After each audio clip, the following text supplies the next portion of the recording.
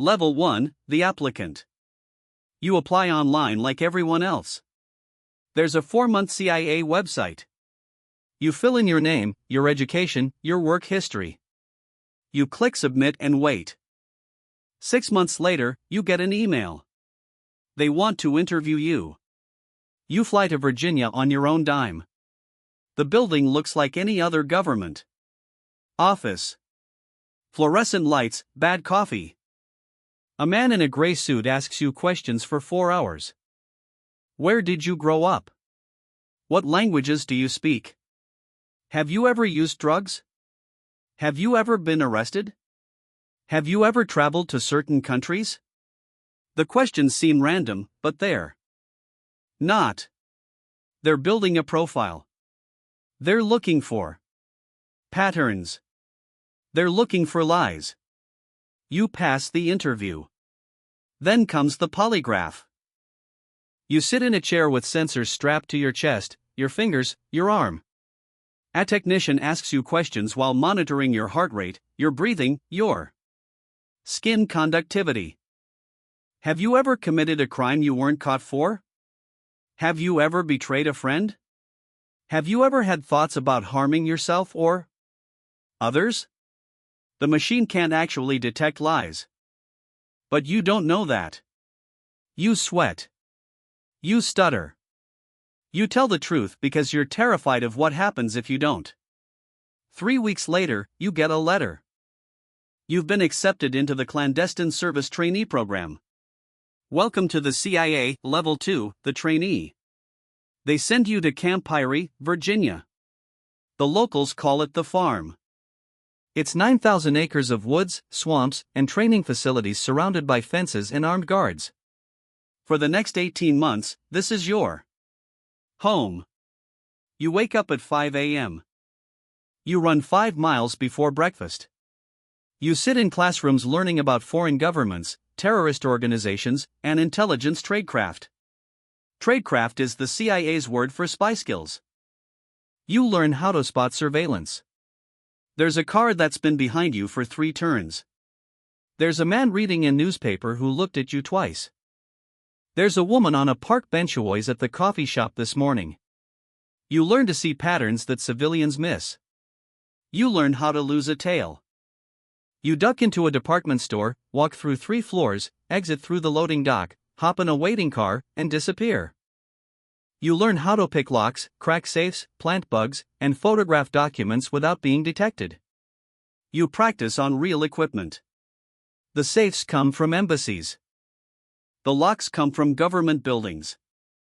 You learn how to recruit assets, which is their word for convincing people to betray their countries. You study psychology, manipulation, persuasion. You learn the 4 motivations: money, ideology, coercion, and ego. Everyone fits into one of these categories. Your job is to figure out which one and exploit it. You run practice operations in nearby cities: Richmond, Norfolk, Washington. Your instructors play the role of foreign intelligence officers trying to catch you. If they catch you, you fail. If you fail too many times, you're out. The washout rate is 40%. Some people crack under the pressure. Some people can't handle the deception. Some people are too moral for this work. The people who make it aren't necessarily the smartest or the strongest. They're the ones who can think on their feet. They're the ones who can lie convincingly to anyone, including themselves. They're the ones who can compartmentalize, who can do terrible things, and then go home and eat dinner with their families like nothing happened. You graduate in the top 15% of your class. They give you a badge and a cover identity. You are now a CIA operations officer. Your real career is about to begin. Level 3, the case officer. Your first posting is an embassy in Eastern Europe, a former Soviet bloc country still figuring out whether it's going to be an ally or an adversary. Officially, you're a political attaché. Your name is on a diplomatic list. You have an office in the embassy. You attend diplomatic functions in uncomfortable suits, making small talk with people you're secretly evaluating as potential targets. You shake hands with local officials and remember everything they say. You write reports about economic conditions and political developments that go into classified cables back to Washington. Unofficially, you're a spy. Your real job is to recruit assets. An asset is anyone who has access to information you want. A government official who attends cabinet meetings. A military officer who knows troop deployments. A scientist working on weapons programs. A businessman who travels to places Americans can't go. A secretary who handles classified documents. Anyone with access is a potential target. You identify targets. You study their habits, their weaknesses, their vulnerabilities. Does he have money problems? Does she have a sick child who needs expensive treatment? Is ideologically sympathetic to American values? Is she angry at her government for some personal slight? Everyone has a pressure point. Your job is to find it and press it. Your first recruitment takes 8 months.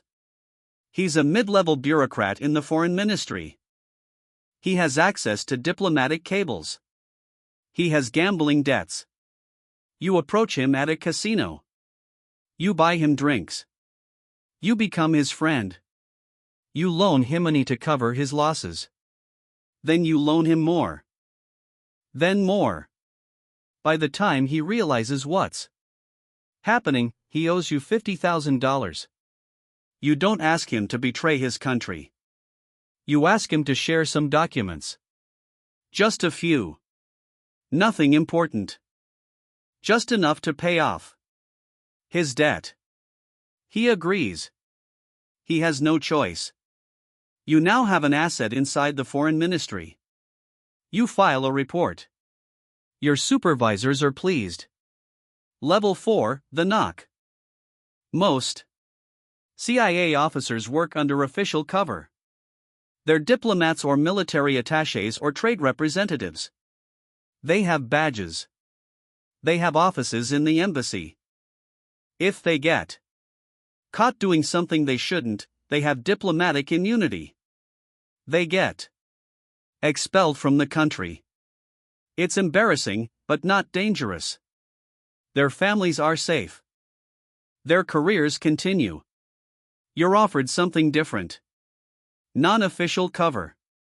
Knock, pronounced knock. It's the most dangerous job in the intelligence community.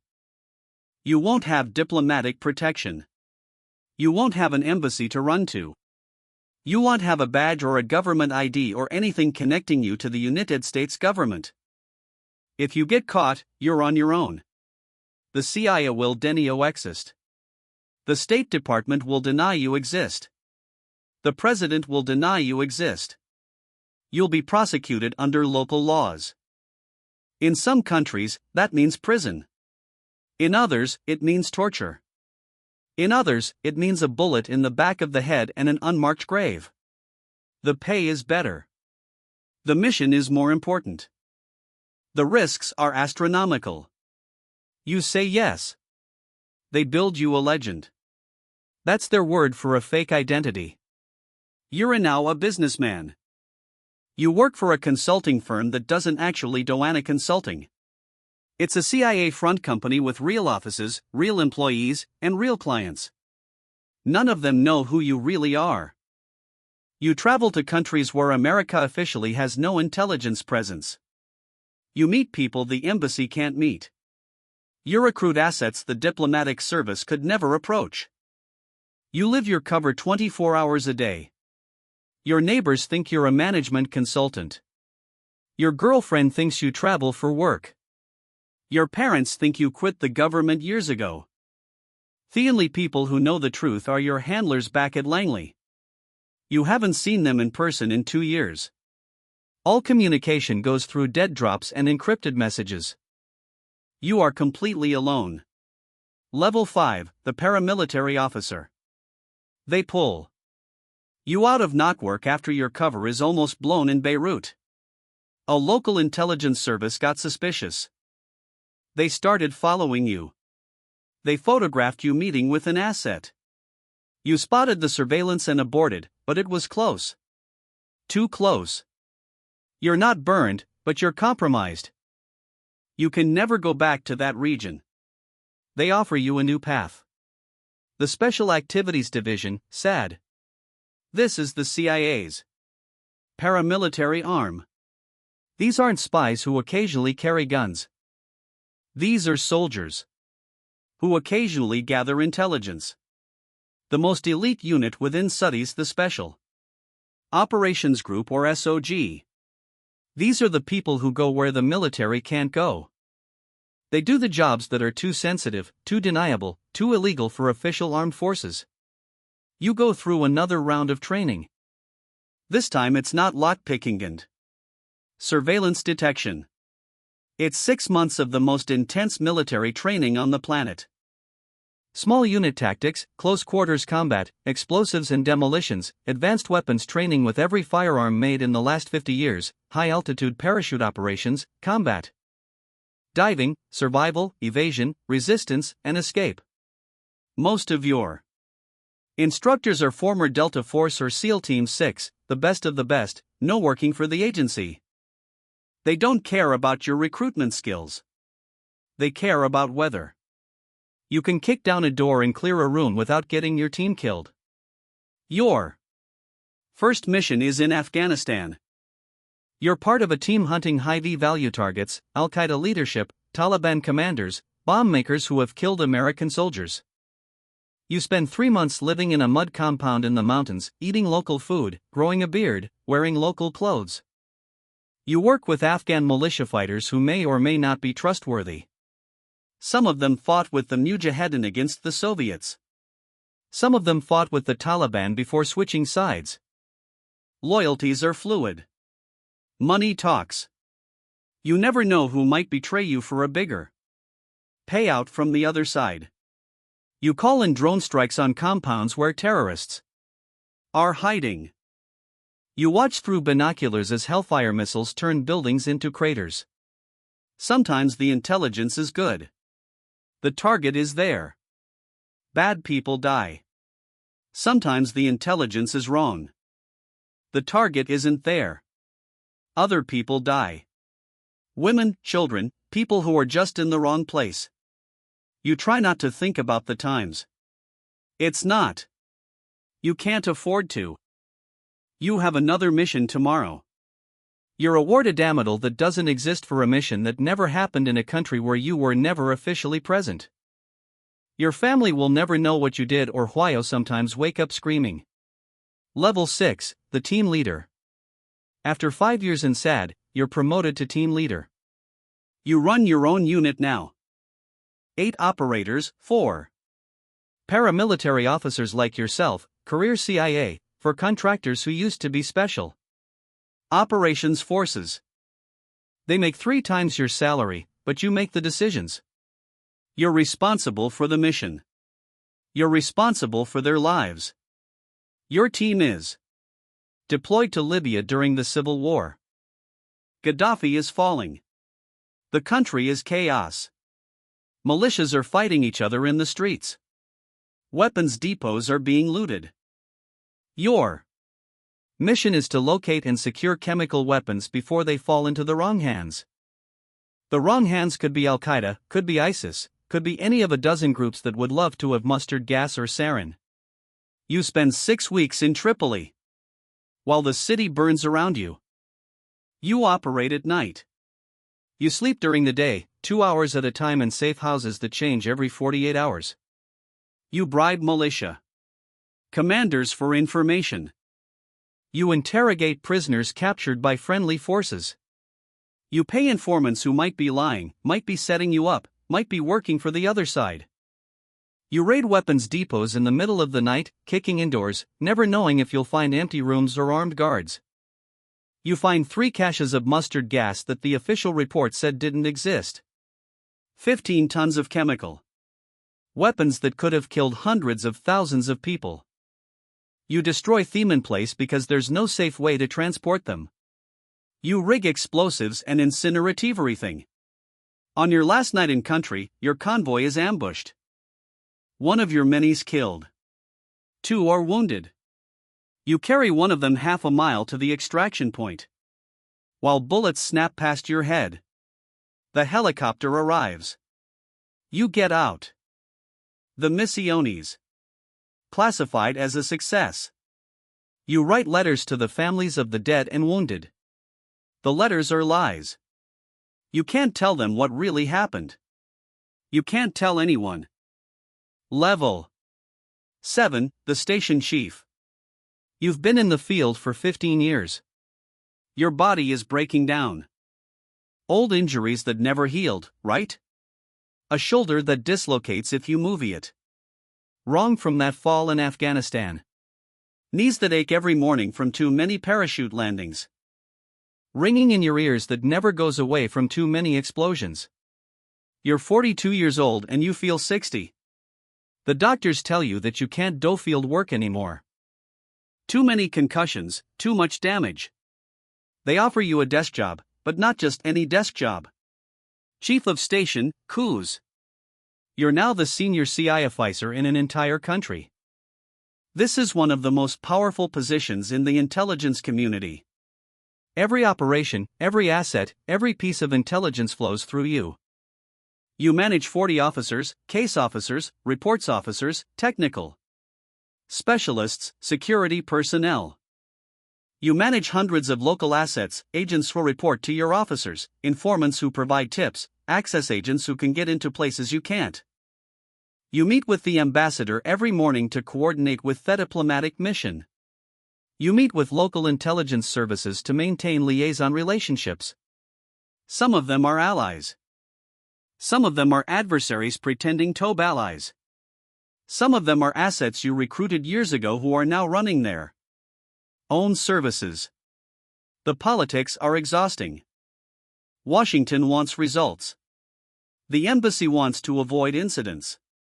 The local government wants to know why Americans keep showing up in places they shouldn't be. You balance all of it. You approve operations. That could start international incidents if they go wrong. You kill operations that could produce valuable intelligence but carry too much risk. Every decision is a gamble. Every success is classified. Every failure ends up on the front page of the New York Times. You sleep 4 hours a night. You haven't taken a vacation in 3 years. Your marriage ended during your second tour in the Middle East. Your kids are grown now. They don't really know you. They know the cover story. They know the person you pretend to be. Level 8, the Black Site Commander. They need someone to ruin a facility that doesn't exist. A black site. It's in a country that will deny it's there. The host government has been paid off. The local security services provide perimeter protection and ask no questions. The facility itself is unremarkable. A warehouse, a former factory, an abandoned military base. Inside there are cells. There are interrogation rooms. There are medical facilities to keep the prisoners alive.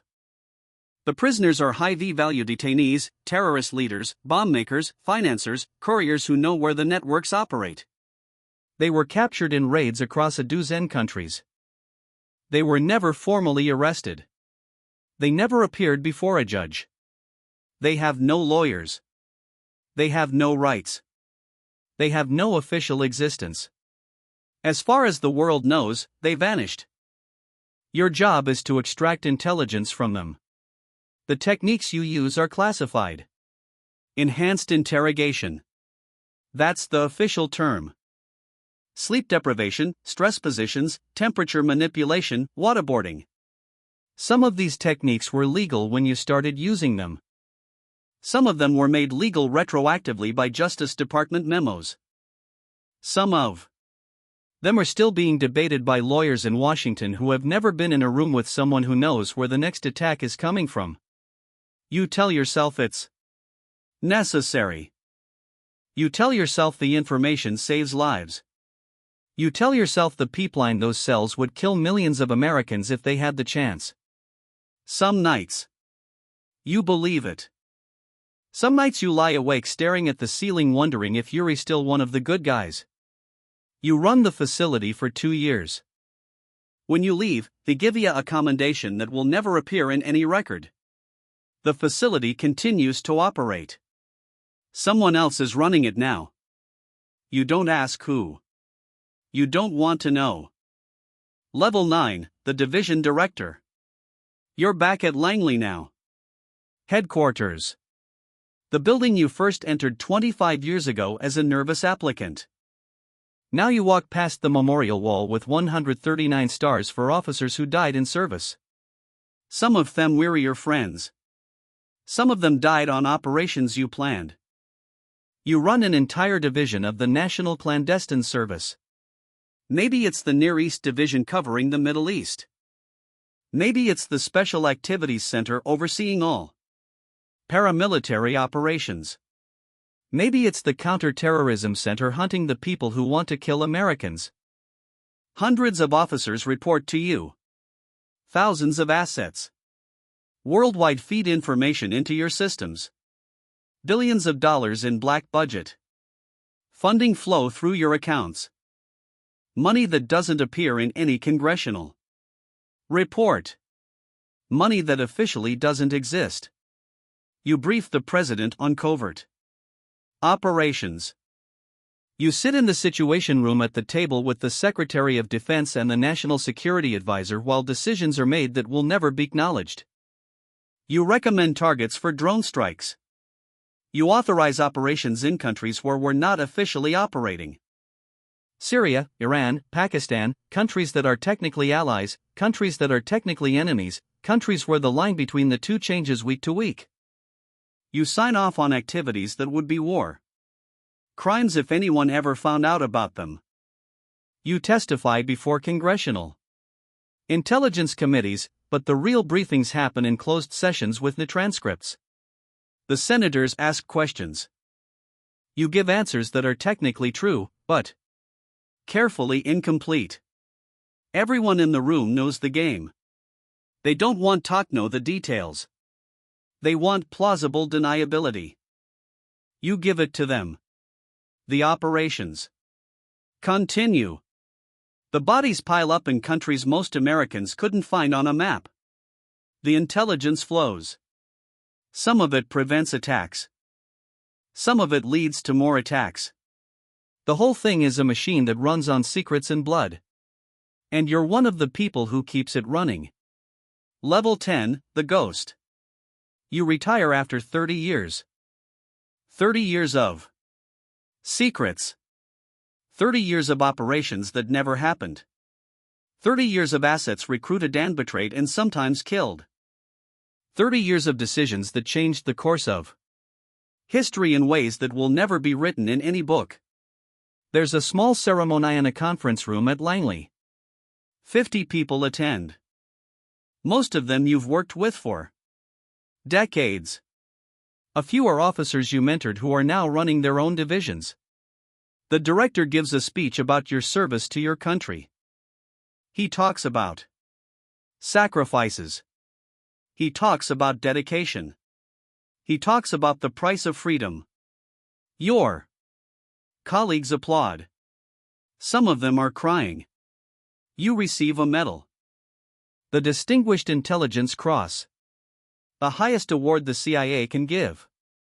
It will sit in a box in your closet because you can't display it. You can't explain it. You can't tell anyone what you did to earn it. You sign more non-disclosure agreements. You're reminded that everything you did, everything you saw, everything you know is classified for the rest of your life. You move to a house in Virginia, far from the city. You don't have many friends. The people you worked with are scattered around the world or dead.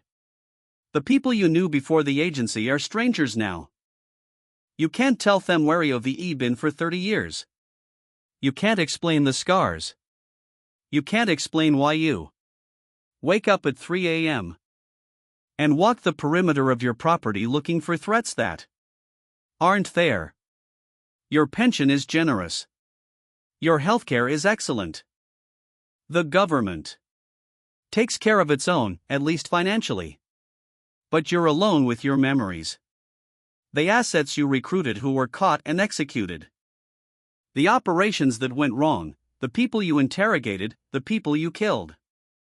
None of it officially happened. None of it will ever be acknowledged. You are a ghost. You did things that your country needed done. Things that would horrify most citizens if they knew. You carry that weight alone. You'll carry it until you die. And when you die, there will be a star on a wall at Langley.